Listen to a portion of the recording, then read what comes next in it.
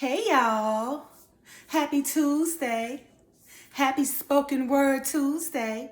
I hope you guys days come along fine. Anyway, you guys know on Tuesdays, I like to bring the word. And earlier I read my short from the sealed portion, chapter 41, verse 46. One of the final texts of Christ reads as follows. Behold, he had created us and had given unto us all of his blessings equally. And he gave the power and authority to his son, even Jehovah or Jesus Christ, as he shall be known among the Jews and the Gentiles, to represent him and do his will in this part of his kingdom. You guys, Jehovah's blessings or Christ's blessings are open to us all equally, right? To the Jew and extended to the Gentile. It's just a matter of doing the thing that appeases the Father to receive those blessings. You guys, one must understand that the Father's blessing is equally given to us all. Jehovah allows his grace, his mercy, and his blessings to extend to the Jew and to the Gentile. Those who receive Christ's blessings represent him well by doing his will in this part of his kingdom. All right, you guys. So, of course, I'll be reading from the sealed portion this week. And last week, I ended at chapter 36, and I will begin at chapter 36. But, of course, you guys know I like to read the header, so you guys can know what this chapter is about. All right, chapter 41, the header reads as follows. An explanation of the true character of the Christ and of the Father. The voice of the Father is given differently than the voice of mortal prophets. People need prophets because they won't listen to the Spirit, which is the voice of the Father. All right, you guys, I stopped at 36. I'm going to begin at 36. Verse 36 of the sealed portion reads as follows. And all of the children shall worship the Father and the Mother and give glory and praise unto them forever, thanking them for their inheritance and also thanking them for leaving the power and authority of dividing this inheritance in the hands of the righteous son. So, you know, when the father or the mother leave the will, right? You know, it's supposed to be divided. It normally goes to the elder son, right? You know, and that elder son and all the children, right, shall worship their father and mother, giving them all the glory, right? Thanking them for the inheritance that they left them, right? And also thanking them for leaving them the power and authority of dividing the inheritance, right, in the hands of that righteous son, right? That righteous son should be able to divide fairly and equally of the father and the mother inheritance, and the children should always worship them forever because they left that inheritance, right? And instilled in them that integrity so that the son won't be selfish and run off with the inheritance, but divide it equally amongst his brothers and sisters. All right. All right, verse 37. And now, my brothers and sisters, I am about to take away from you a great stumbling block that had been placed before you because of your wickedness. And this wickedness of which I speak is in that ye have given credit and praise and glory where this credit and praise and glory is not due. Neither is it expected of him to whom ye give it. And because ye have done these things, ye have had these stumbling blocks placed before you.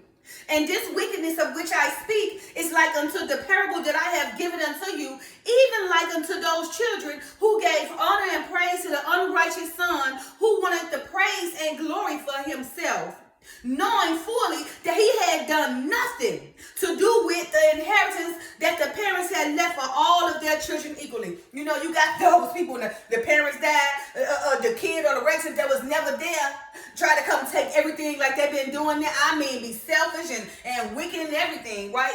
Taking everything, right? You know, knowing they didn't help with anything from the children that was there, okay? That was wickedness, knowing he had nothing to do with the inheritance that the parent left him and the children, because he was never there for the parents. The parents raised him. He got older, thought he was too good, or she got older, thought she was too good, so they went around their lives and left the parents and didn't care nothing. But when the parents died, they all of a sudden showed up then. They want that inheritance, right? And now they want to come and be the big kahuna, like they've been there 24/7 for the parents, knowing they ain't done nothing, knowing they ain't been there, got the nerves to look down at the brothers and the sisters as if the brothers and sisters wasn't there for their mother and father. All right, so there's a stumbling block. What the father said, he's trying to take this great stumbling block from you. Don't sit up here and get a praise to the glory to the evil and wicked son or daughter, but get a praise to the glory to the children that has been there. For you guys perform this wickedness over and over again. You always uplifting the devil and and bringing down the God. They're bringing down Christ. All right. Verse 39. For behold, ye seek for that which shall make you unequal with your other brothers and sisters. And ye seek for someone that ye might worship and honor, and who have given unto you what ye believe is the greater part of the inheritance of the Father. And I speak specifically unto you of the latter days, who shall have these things revealed unto you. For there are many of you, yeah, even all of you, except it be for the very few elect, the very few elect, the very few elect who have chosen for yourselves this oldest son, whom I have given as an example in the parable. For there are many of you who have placed Jesus and others above you, and have given unto them the glory that ye shall be given unto the Father in all things. So whether you know it or not, we're not supposed to bow down and worship Jesus. Although God gave all the glory and everything to the Son, we're supposed to worship God the Spirit, not Jesus the Son. Remember that, okay? And for there are many of you who have placed Jesus and others above you, and have given unto them the glory that ye should be given unto the Father in all things, right? The Father should get all the glory. And because ye have done this, Christ had become a stumbling block unto you, because you worshiped the Christ. He told you, even when he was doing the gospel, it was one of the 4 gospels, and I think the disciples tried to bow down and get on their knees, and Christ like, don't do that. That's for God. That's for the Father, not for me. I'm your brother, just like you, my brother, okay? He was just sitting here to be an example, right? To go through sin perfectly without transgression as an example for us all to follow, all right? So that we can do the right thing, right? And submit ourselves like the Messiah unto God, just like he did. Just like the Messiah worship God, we should worship God and not the Son. All right? And because ye have done this, Christ had become a stumbling block unto you, even that ye do stumble and err in your understanding of truth. And the true Christ that ye have accepted and think ye know not. No, because you think you're accepting Christ, but no, you're not accepting Christ, because you want to know why? You're doing things that's contrary and adversary to Christ. So if you accept Christ, you accept all it is for Christ, and you believe all it is in Christ. But no. We hear things, but we're not really hearing. We listen to things, but we're not really listening. We see things, but we're really not seeing. So yes, we say we believe in Christ and we roll with Christ, but you're not. For he is not the true Christ of which I have spoken, and of which all the holy prophets have written and spoke since the beginning. For ye worship the unrighteous Son, and call him your Christ and your Lord, and give unto him glory and praise, which is a thing that the righteous Son will not accept of you. You see that? So the contradict them, read that again. For he is not the true Christ of which I have spoken, and of which all the holy prophets have written and spoken since the beginning. For ye worship the unrighteous Son, and call him your Christ and your Lord, and give unto him glory and praise, which is the thing that the righteous Son would not accept of you. And now it is this thing that I have been commanded to reveal unto you by the true Lord, even Jesus Christ himself, the righteous Son of God, which he had commanded me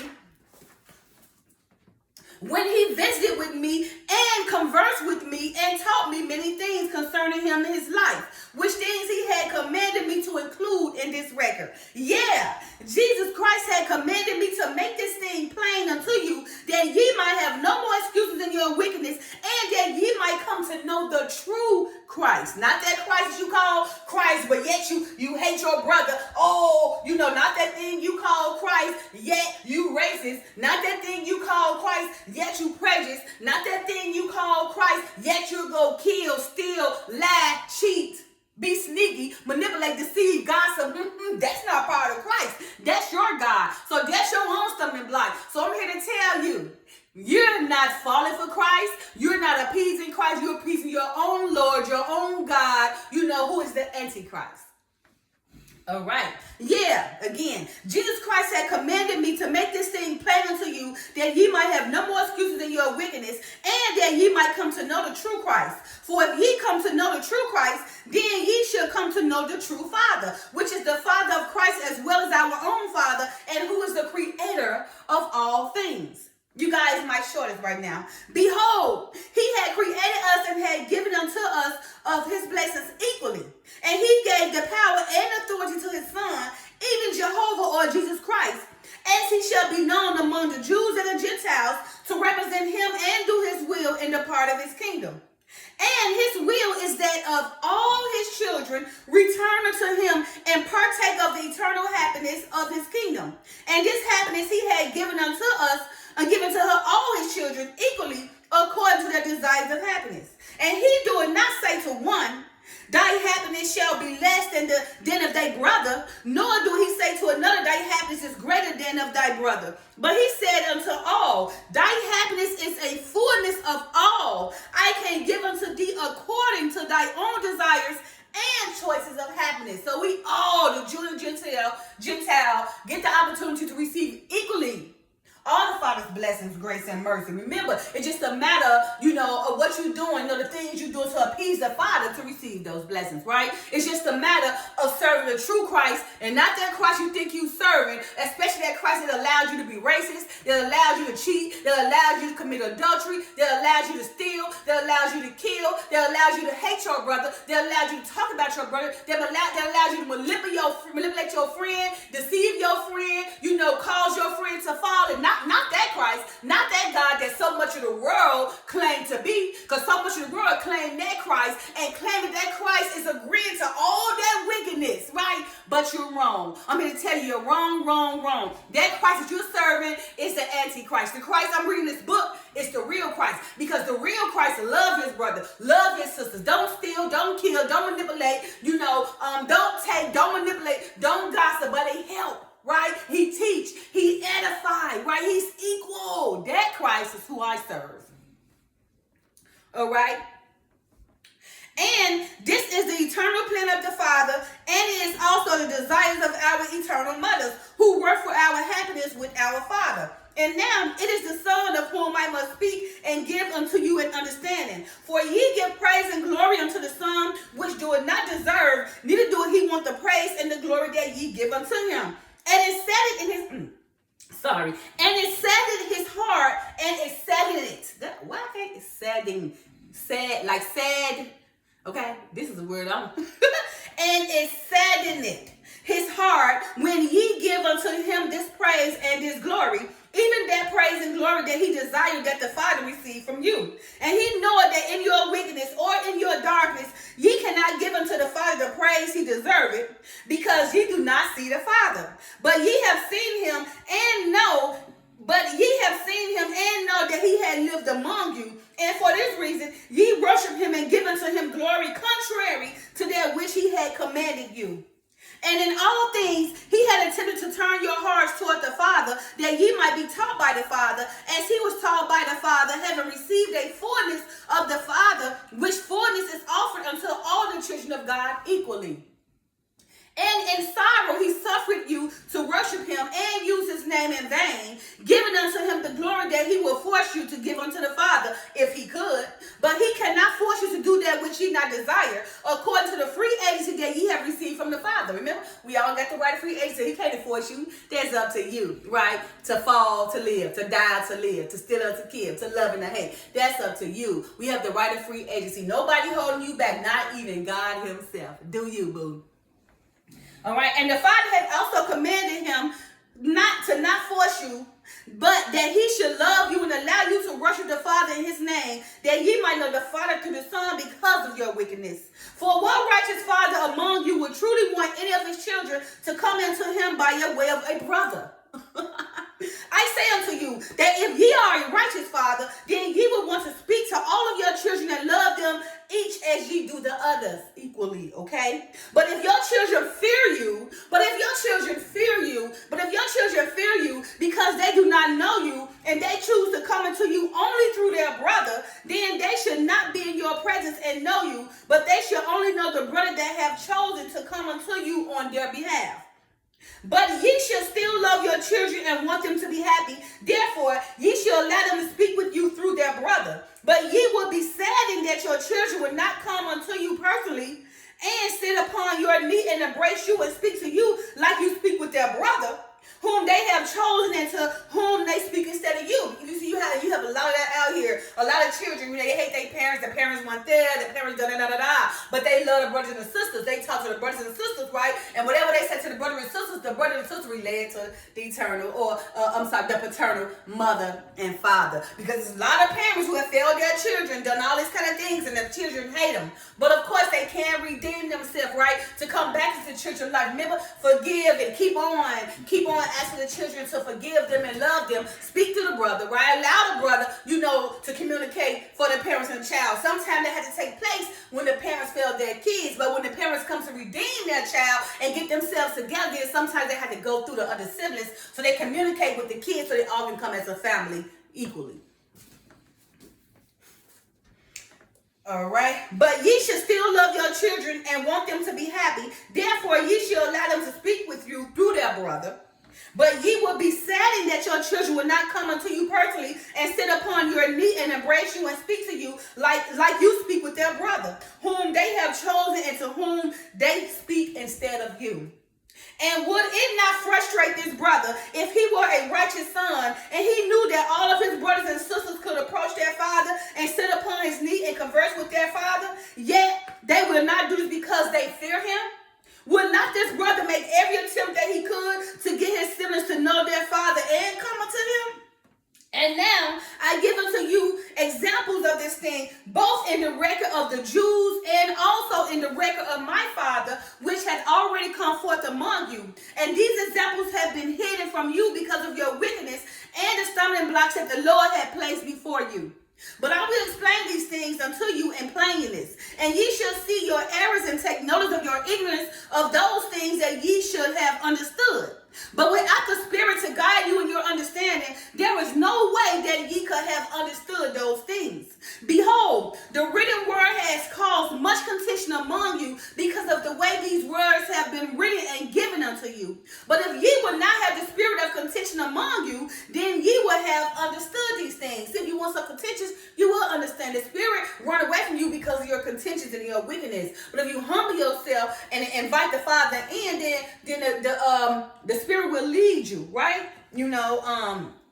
But right now, the contention, because there's so much contention around you, then the Spirit is running away from you, okay? And because, here we go, and because ye had this contention, which is contrary to the Spirit of Christ, then ye did not have the Spirit of Christ, and therefore could not understand these things when they were presented unto you already in plainness. And now I would that ye should make reference to the words of my father, Mormon, which he had given unto you concerning the coming of Jesus Christ unto the people who were gathered in the land of the bountiful after he was resurrected. And now I would that ye should know that the Father has suffered that the children of men be given the opportunity to hear his words by those whom they will accept as his mouthpiece. So there's many mouthpieces that the Father, give, command, or charge to give to you guys so you guys will understand the gospel. And I have already shown unto you that if the children of men are willing, then they can receive the words of God directly from his mouth, even from the Holy Ghost, who is one with the Father in all things, and is the voice of the Father, and is the way that the Father had established to teach it to the children of men, his will in all things. And this way he had established so that his children would not give undeserved praise and glory to their other brothers and sisters who did not create them, nor do they have anything to do with their eternal salvation, except it be given his words unto them, that they might turn to him and keep his commandments, which were given so they might have joy and happiness. And the last and final verse, and because the children of men do not recognize the way which the Father had established to teach them, again, and because the children of men do not recognize the way the Father had established to teach them, even that they cannot hear and understand his voice, he suffered that they might be taught the only way that they might understand and accept his words. All right, you guys, happy Tuesday. I'm going to end with verse 67, right? And be careful, to understand that Christ extends his blessings equally to the mother, the father, the son, the brother, the cousin, to the Jew and to the Gentile. And we must be careful, of inheritance from the parents and how we give our glory to our parents or our brothers and sisters. It all matters. It really matters on how that parent and what type of, whatever, whatever that parent have over that child life. Bye now.